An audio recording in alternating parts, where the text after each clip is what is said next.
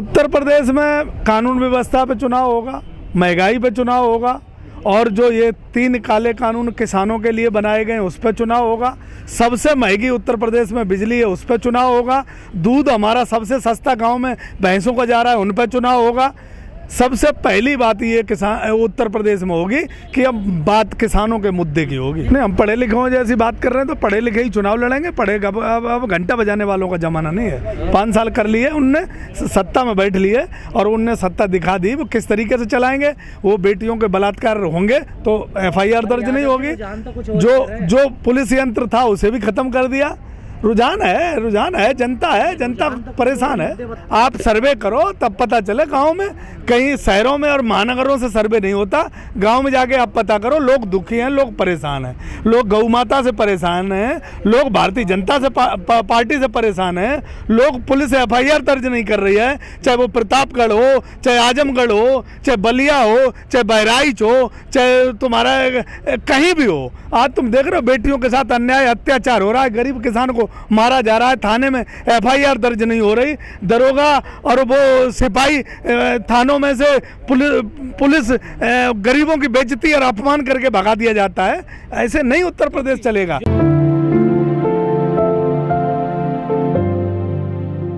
पहले कभी भाजपा के समर्थक रहे, योगी जी के मोदी जी के समर्थक रहे, लेकिन मोदी जी ने और भारतीय जनता पार्टी ने, यूँ कहूँ कि उत्तर प्रदेश में बाबा योगी आदित्यनाथ जी ने धोखे के अलावा और दिया गया है। इसलिए सुखबुकाट इलेक्शन आ गया है। अब 4 महीने 6 महीने इलेक्शन के रह गए। ज़रूरी है, होना चाहिए और बदलाव होना चाहिए। उत्तर प्रदेश में बदलाव जरूरी है इस बार। योगी जी तो कहते हैं कि स्मार्ट प्रदेश बन गया। कहते ही तो है ना, उन्होंने कहने के अलावा किया क्या? कहते तो मोदी जी भी बहुत कुछ थे, मोदी जी ने भी कहने के अलावा कुछ नहीं किया। उनसे बड़े वाले योगी जी बन गए, उनने भी कहने के अलावा कुछ नहीं किया। ये लोग कहने के चक्कर में ही तो हम लोग फंस गए थे। अब कहने के चक्कर में नहीं आएंगे, अब काम चाहिए उत्तर प्रदेश की जनता को। इन्होंने जो अपना मैनिफेस्टो यानी कहा कि संकल्प पत्र जो लाए थे, वो संकल्प पत्र इनका दिखाया जाएगा। एक भी बिंदु उसमें इन्होंने पूरा नहीं किया। और अखिलेश यादव जी जो पिछली सरकार चला रहे थे, उन्होंने अपना 3 साल में अपना पूरा मैनिफेस्टो पूरा कर दिया था। अब जनता ये सोचेगी मुझे लाना किन्हें, क्योंकि ये दोनों आमने सामने खड़े। भारतीय जनता पार्टी का कार्यकाल में किसान दुखी है, मजदूर दुखी है, महिलाएं दुखी हैं, बेटियां दुखी हैं और गौ माता तो बहुत ही ज़्यादा दुखी है। देश का किसान तो आत्महत्या करने पर मजबूर है। बस आंदोलन ने बूटी दे दी, इसलिए इंतजार कर रहा है। हमने नहीं हटाया था। गुंडों की सरकार कहने वाली भारतीय जनता पार्टी थी और भारतीय जनता पार्टी की मीडिया थी। जो आज मीडिया जो इनकी प्यारी बनी हुई है, उस मीडिया ने अखिलेश जी की फोटो लगा के गुंडा बताया था। आज हमें लगता है कि उस बार अगर हम बहकावे में लोग नहीं आए होते, हम सब किसान भाई बहकावे में नहीं आए होते, तो हो सकता है उत्तर प्रदेश आज सही में स्मार्ट प्रदेश और उत्तम प्रदेश बन गया होता। लेकिन उस टाइम बहकावे में आ गए, हिंदू मुसलमान के लोग झांसे में फंस गए। ये हमने अपने उत्तर प्रदेश की बर्बादी का दिन उसी दिन से शुरू कर दिया था जिस दिन बाबा योगी आदित्यनाथ जी ने उत्तर प्रदेश की शपथ ली थी। क्योंकि इन्होंने वो एक रोमियो स्टाक फोर्स बनाया था, वो कहाँ चला गया? इतने चीजें बनाई थी, आज दिन तक कुछ नहीं हुआ। गांव गोद लिए थे MPओं ने, वो MP दिखाई नहीं देते। विधायकों ने जो अपने विकास की बात की थी, वो विधायक दिखाई नहीं देते। प्रधानमंत्री जी बनारस से सांसद थे, उन्होंने एक गांव नहीं गोद लेके सही कर पाया। मुख्यमंत्री जी सिर्फ गोरखपुर के मुख्यमंत्री, गोरख बाबा मठ के मुख्यमंत्री बन के रह गए। उत्तर प्रदेश आज बदहाली और बेहाली पे अपनी जिंदगी जी रहा है। लोग परेशान हैं, इसलिए लोग बदलाव के मूड में हैं। लोगों को बस मौका मिलना चाहिए, कब इलेक्शन आए और वोट डालने का मौका मिले। कि इन्होंने हमारे खिलाफ कानून बना दिए, मोदी जी ने हमारे खिलाफ जो इनकी जो योगी जी की सरकार है, वो बेटियों के बलात्कार होने के बाद भी उनके FIR दर्ज नहीं होते, उन्हें आधी रात पे जला दिया जाता है। रोज बेटियों के कांड आप देखोगे कहीं ना कहीं रोज हो रहे हैं। किसान अगर अपनी मांगों को लेके कहीं मुख्यालय पे, कहीं DM के यहाँ कहीं जाता है तो उसको लठ मिलते हैं। कोई भी मजदूर अपनी मजदूरी नहीं पा रहा है। किसान को महंगाई, डीजल, पेट्रोल, खाद हमें बीज मिलता है 500 रुपए किलो और डीजल आज 100 रुपए किलो है। हम अपना इंजन चला के खेत भर के क्या बचाएं, क्या खाएं, क्या कमाएं,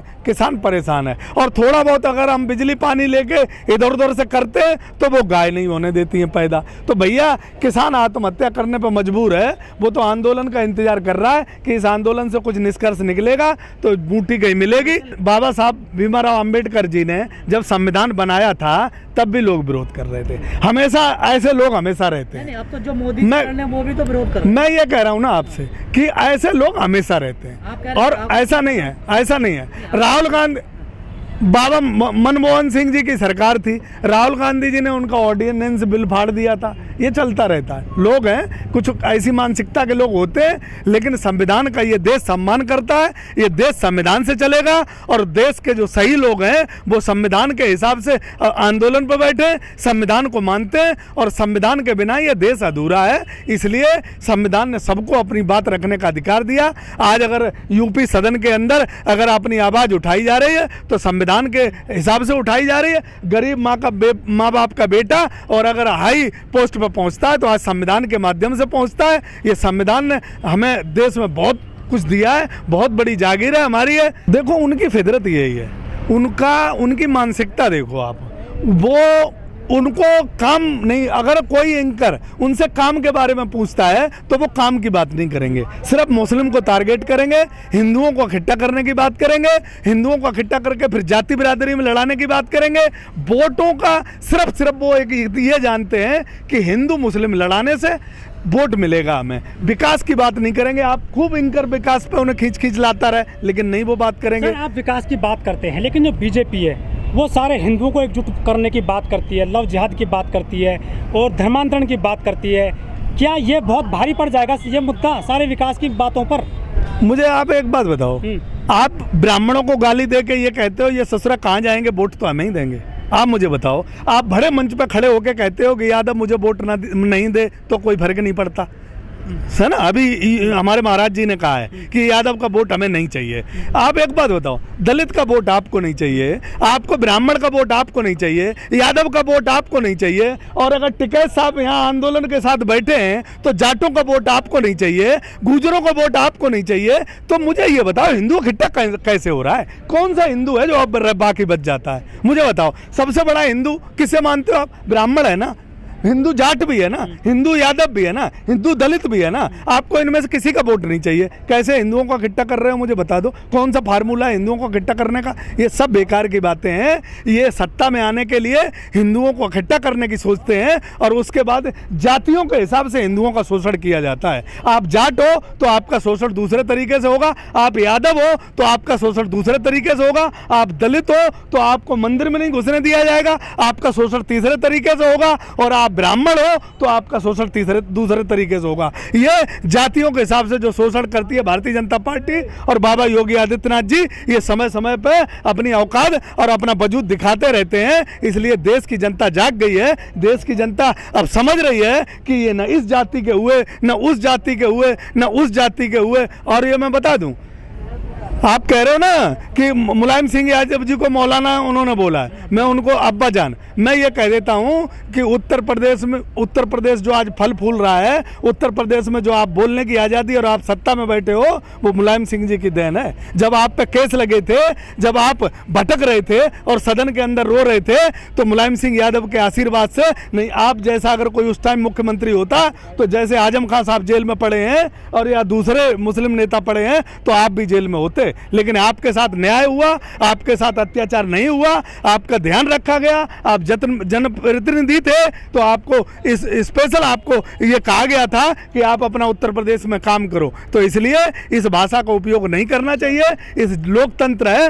बाबा साहब का संविधान है, उस संविधान से कब कौन कहाँ पहुंच सकता है किसी का कोई पता नहीं है। कभी किसी को हल्के में नहीं लेना चाहिए। जो एसटी हसन जी हैं, उनको पूरा का पूरा राष्ट्रीय गान पता है, लेकिन बराबर में खड़ा हुआ आदमी व्यक्ति जो गलत गा रहा था उसको उन्होंने रोका था कि तुम गलत गा रहे हो, पहले सुन लो ऊंची आवाज में नीची आवाज में, लेकिन वो राष्ट्रीय गान को गलत भी गा रहा था। उन्होंने रोका, उस राष्ट्रीय गान को उन्होंने फिर दोबारा गाया, वो नहीं दिखाया गया।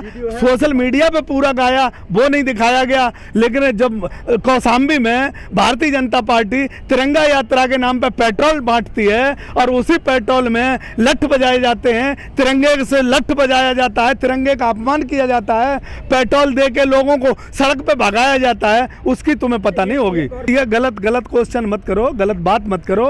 यहाँ तालिबान का समर्थन कोई नहीं कर रहा। हिंदुस्तान के संविधान से चलेगा। बाबा साहब भीमराव अम्बेडकर ने जो हमें संविधान दिया उससे चलेगा। तालिबान क्या कर रहा है, पाकिस्तान क्या कर रहा है, चाइना क्या कर रहा है, बॉर्डरों को सुनो, बॉर्डरों को उस तरफ जाने के लिए हमारी एक चुनी हुई सरकार है, भले ही वो विफल रही, लेकिन अभी कुछ दिन तक वो सरकार है, हमें उसका सम्मान करना पड़ेगा। बॉर्डरों के लिए फैसला वही लेगी, कोई नेता नहीं ले सकता। नेता स्टेट का है, वो स्टेट का काम करे।